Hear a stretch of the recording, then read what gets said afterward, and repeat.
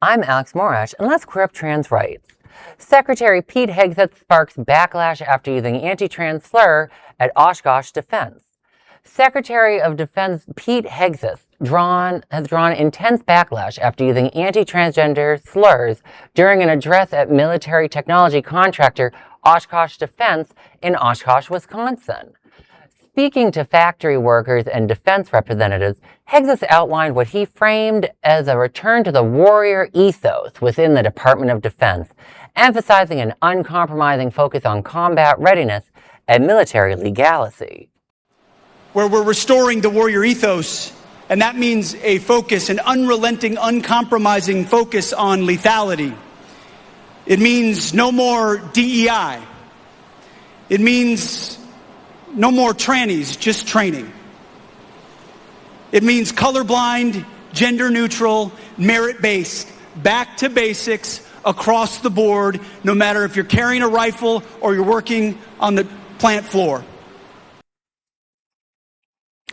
The Oshkosh address marks the second time in recent days that Hegseth has used the anti-trans slur during official public appearances, following similar rhetoric at a veterans fundraiser at the Iowa State Fair. Civil rights organizations, veterans advocates, and lawmakers immediately condemned the remarks, with federal lawmakers calling for Hegseth's immediate resignation or removal. Critics pointed out the fundamental contradiction in calling the department gender neutral and merit-based while using derogatory language towards transgender service members.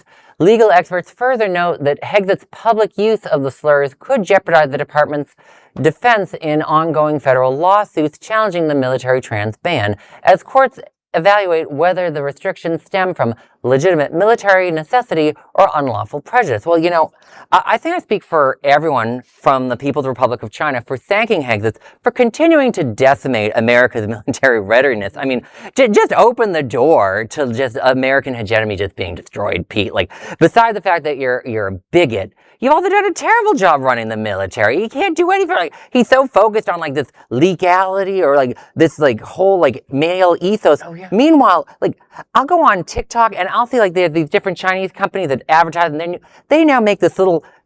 It looks like a one of those things that you put on a ship for like a cargo container. Yeah. You can put it on a truck, and you know what's inside of it? An entire 3D printing facility to make military drones. You can just drive that wherever you want. That's what China's doing. Yeah. Meanwhile, we're busy with our ethos, our manliness. Good job, Pete. Pete Hegseth, also known as Pastor Doug Wilson's personal enema. If this loathsome scumbag, this is Pete Hegseth when he's sober, I would hate to imagine to see what he was like when he was drinking.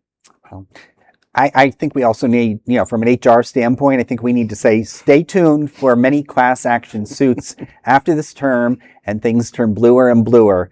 I looked up and did a little research on the Department of Defense Code of Conduct, and just, unwelcome verbal, visual, written, physical, or electronic behavior that a reasonable person would consider offensive or that creates an intimidating, hostile, or offensive work environment. Well, there you go. And it goes on and on. I mean, I could continue, but Pete, your days are numbered. Well, my question for Pete is, like, if he's so manly and can do so much with our military, why haven't they opened up the Strait of Hormuz? Yeah. Well, many questions to be answered and looked into, but there is no other queer nonprofit media platform like this in the entire world. Support our LGBTQ stories by sharing them and subscribing to Queer News Tonight.